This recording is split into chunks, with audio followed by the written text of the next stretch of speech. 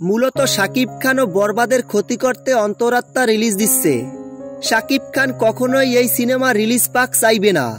2023 সাল থেকে শাকিবের ঈদে একটি সিনেমা রিলিজ হয়, সেখানে এবারের ঈদে দুটি কেন? মূলত এই দলটি চায় না শাকিব খানের বরবাদ ভালো চলুক, তাই 4 বছরের পুরনো সিনেমা রিলিজ দিবে। ঈদ ছাড়া দরদের মতো অন্য সময় রিলিজ দিলে তো হয়, পূজায় রিলিজ দেন।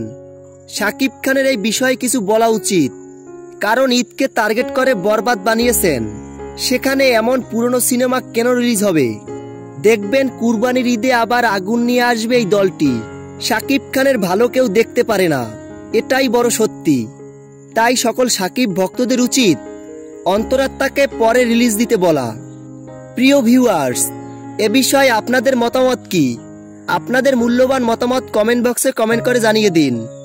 বরবাদ সিনেমার সকল আপডেট নিউজ সবার আগে পেতে ভিডিওটিতে একটা লাইক দিয়ে আমাদের সাথে থাকুন। ধন্যবাদ।